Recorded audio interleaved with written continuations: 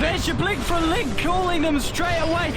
There's going to be a lot of burst damage onto Axe. Oh, keeps himself up, but Spyback straight away, and it looks like the fight is going to continue.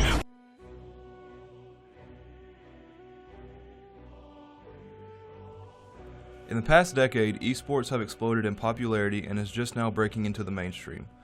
A lot of people are still struggling to understand why it's getting big or why it seems to be popular all of a sudden. Tournaments are growing and large prizes and audiences are attracting mainstream coverage.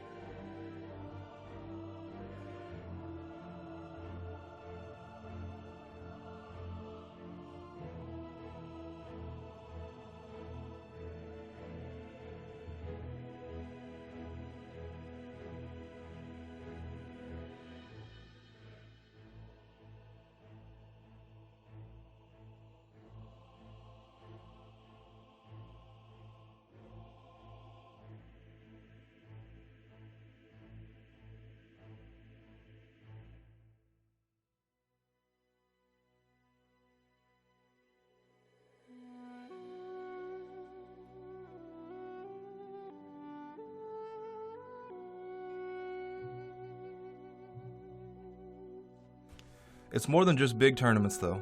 Competitive gaming is becoming a college-level event as well. We interviewed the coach of UTC's League of Legends team and general UTC esports member about collegiate esports and the growth of the competitive gaming. So I'm Eric Lundquist. Hi, Thiago. Nice to meet you. Nice to meet you too. So what is your role in the esports scene at UTC? So I'm an officer on the League of Legends club here in UTC. League of Legends is a game that's on the esport. So our goal right now is on UTC is to bring that esport to the campus. Because a lot of people have stereotypes about it. So that's our goal.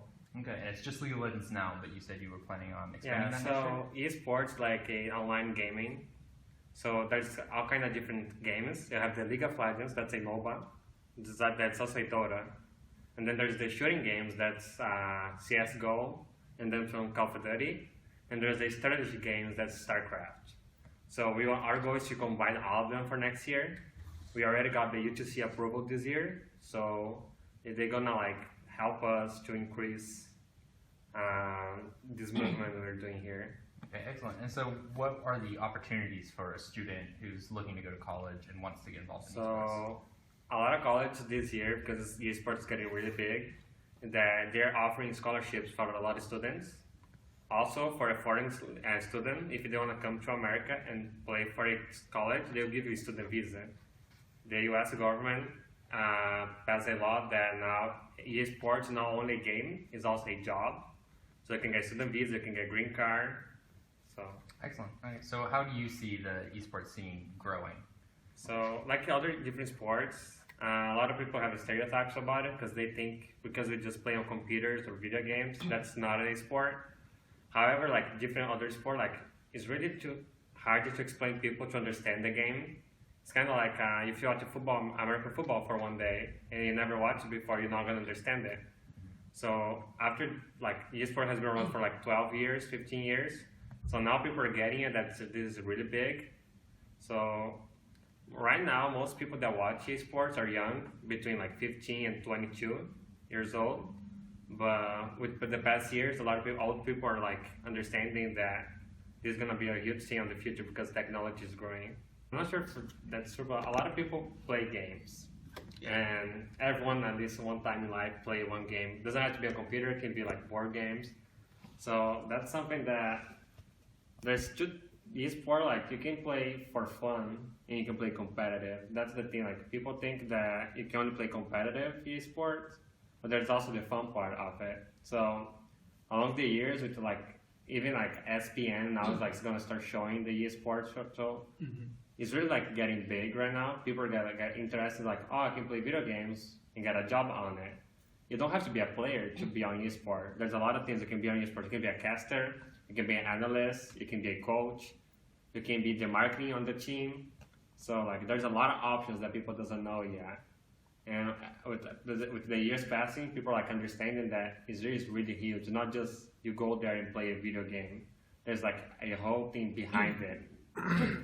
So after college, is there career paths that people can take for esports, or? So a lot of like League of Legends players that can play in other sports, when there's between 16 20 teams like to like scout players. So when you enjoy a real team, you kind of like have to stop college. So what happens is when you become like a professional player, you move to a game house. So on this game house, the company will pay for you for live there for you to eat. So like you don't have to pay for anything. The bad side that you're gonna have to leave college, you have to leave your family, you have to move like to a different state probably, maybe to a different country if it happen. But you're gonna get paid and live for free. So there's like this both sides. I have to leave family, college for a while if you want to purchase a pro game. But a lot of people like, what are you gonna do after that? Because the game's like has a short time of life. Like one game can be 5 and 10 years. What I do after that? Like I said, that's a different options. You can be a caster, you can be an analyst, you can become a coach, you can help in different games too. Esports is on the rise. In 2015, the first place prize for the International broke all previous records, with the winning team taking home $6.6 million. Viewership is on the rise as well, with last year's League of Legends Championship Series having 27 million unique viewers over the course of the tournament, and Dota 2's International having 4.6 million viewers watching at the same time during the grand final. With viewership and money quickly rising, it is clear that esports is gaining a mainstream level following.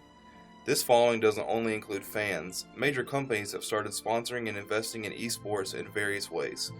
Among these companies are Coke, Intel, and Samsung, sponsoring tournaments, teams, and individual players similar to athletes of traditional sports. It's clear that esports is becoming a highly watched entertainment industry. With bigger and bigger tournaments in terms of money and fans, it seems like the sky is the limit. If the next decade sees similar growth, esports will be just as common as soccer or football.